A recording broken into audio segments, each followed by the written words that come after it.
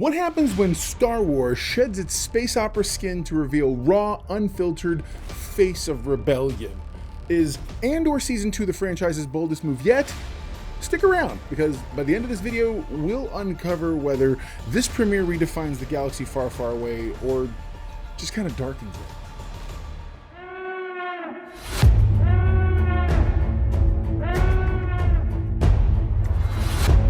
What's up, my know-it-alls? Well, today we are diving deep into the 3-episode premiere of Andor Season 2 on Disney+. This isn't your typical Star Wars tale. It's gritty, politically charged. It's a narrative that challenges everything we thought we knew about the rebellion.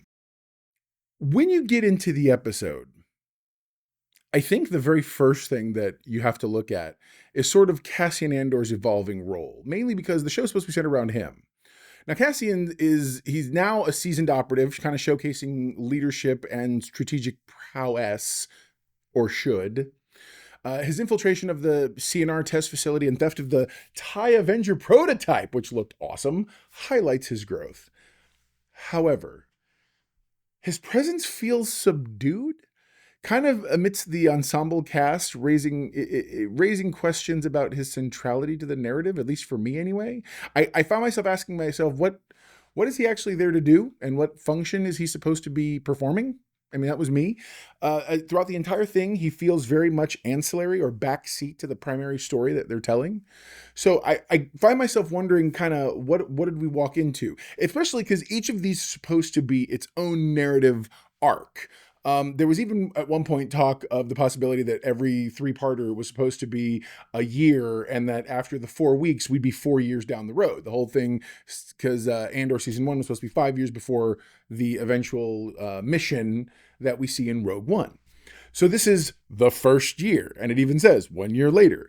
I'm assuming, and we'll get this confirmed next week, if at the beginning of the second episode it says 2 years later. Now, that being the case, what did we get for this first year? Not much.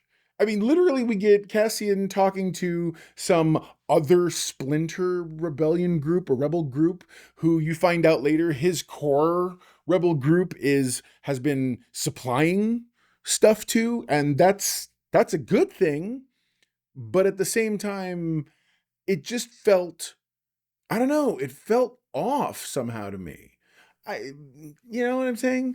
Then, of course, we did finally get to see there's this whole storyline with what they're calling the Gorman crisis, and we get director Krennic. So specifically, Krennic's secretive meeting with a clandestine group of some of the worst, I would say worst. This is including some very special characters we've seen before, which I thought was very cool. But so you find out that through this really fun, it looks like a political video, like those old style propaganda videos. And here we have on the planet of Gorman, blah, blah, blah, blah, blah. And you find out that they have what's called calcite ore. And calcite ore is sort of, it's sort of the core of what's going to make the Death Star, the metal that they're going to build the Death Star, and what they're using to buff the lenses. So what they're padding the lenses with. So it's a lot of pieces coming together in this, and it's also setting kind of the stage for something they call the Gorman Massacre, for those of you who are really deep into Star Wars lore.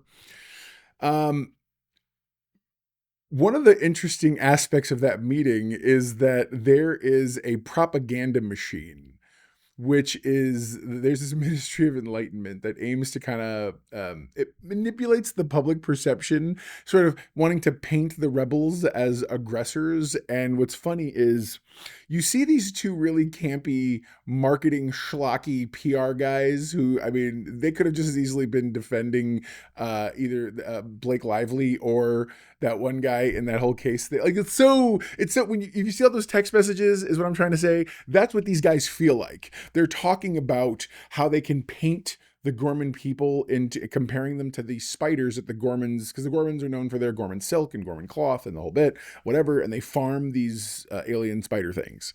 Anyway, when you see those two people, it's hilarious. There's this moment where Krennic walks over and he says to her, so tell me what are your thoughts? What did you think? What is the whole plan? And she's like, I like to make my own assessments. I don't want to jump to any conclusions. And he's like, you knew your thoughts before they were done talking. I know who you are. Okay. People didn't want to believe you about the Ferric situation, but I know who you are and I know what you're about. That's why I want you here.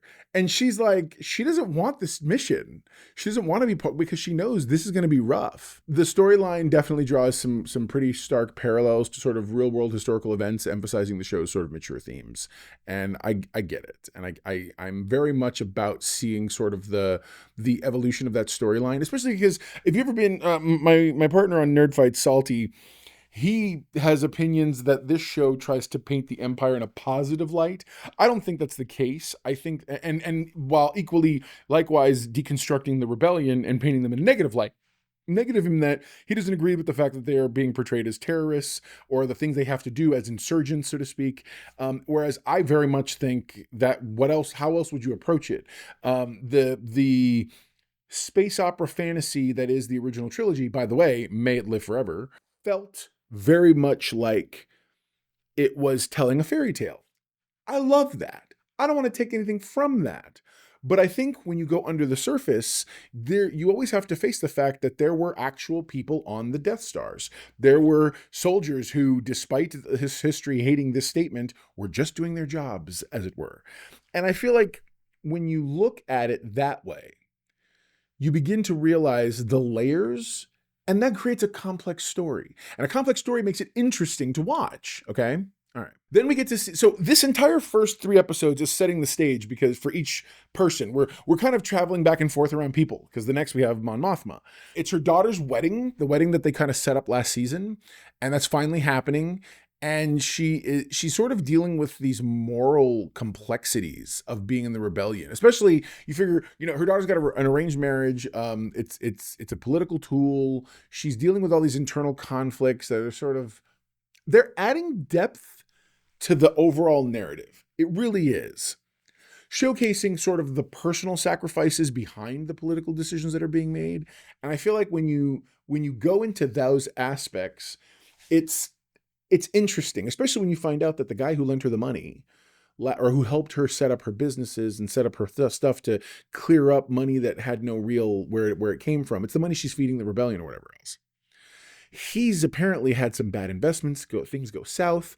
And I knew the minute he opened his mouth and you saw a dude watching her from far away, I was like, oh, he's done. He's done. Because Homeboy has already said he'll do the dirty stuff. And she's sort of trying her best to be like, I'll find out his number. Meaning I'll find out what it costs to buy him off. He's not an idiot.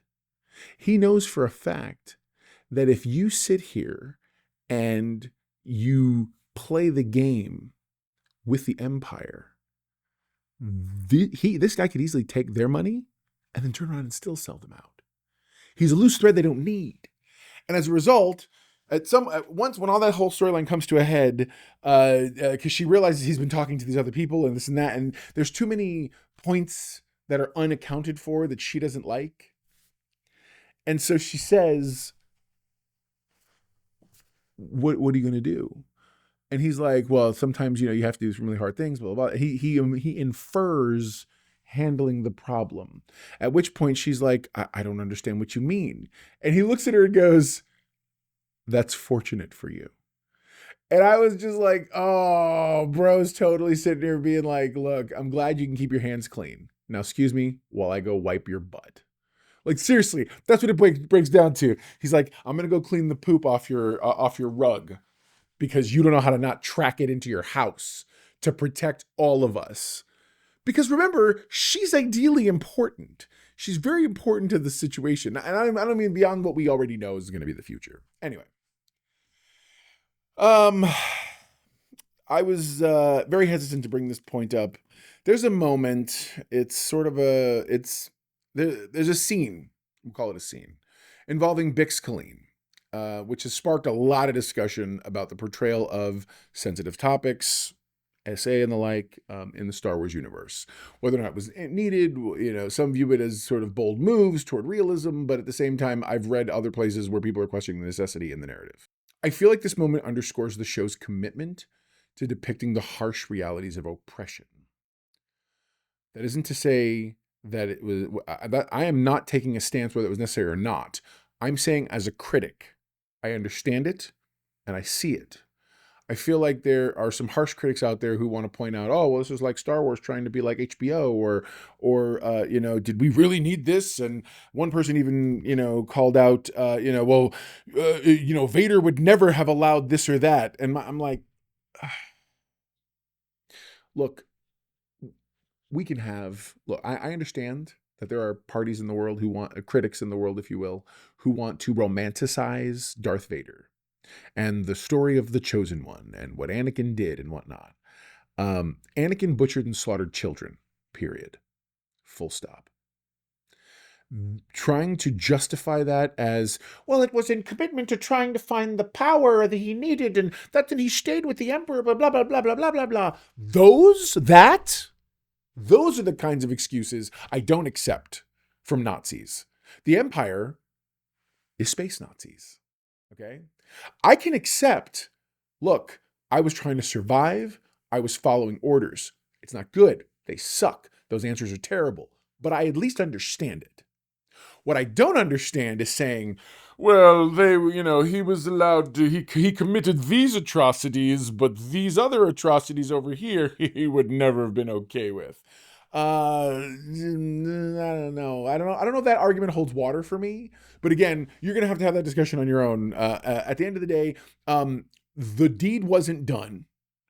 Was it traumatic? Sure. Did it do the job that the show wanted it to do? Yeah, I think it did.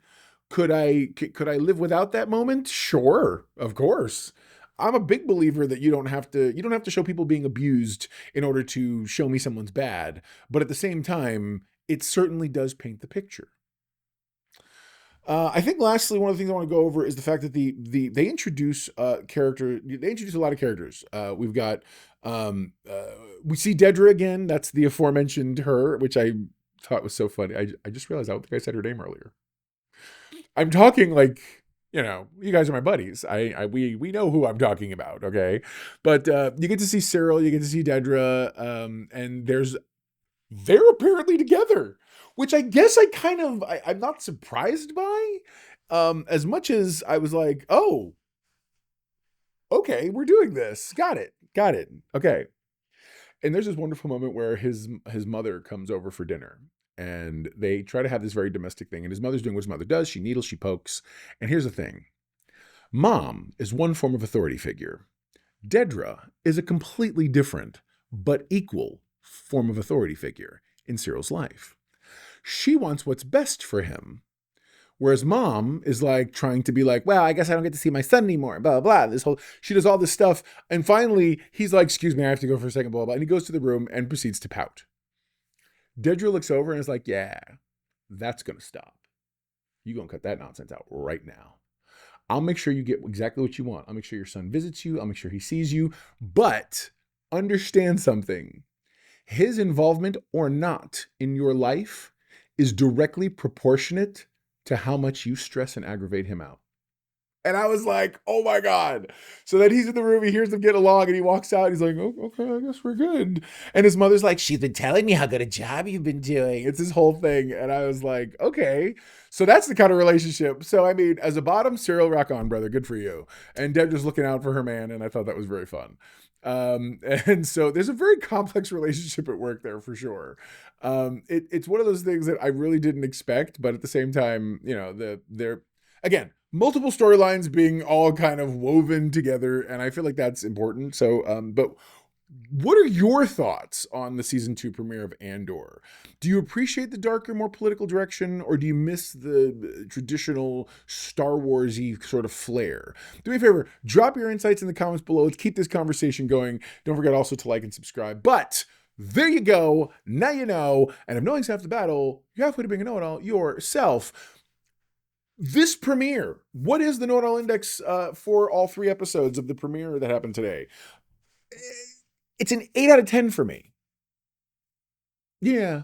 Uh, it's while it, I would say it's masterfully sets up sort of a really complex narrative. I think for me, the sidelining of Cassian in his own story, it prevents it from going higher for me. Still, it's a compelling start, and it definitely promises. It's promising, I would say, a thought-provoking end. But yeah, so all right, guys, I'll talk to you again real soon. Never forget, everyone loves a know-it-all.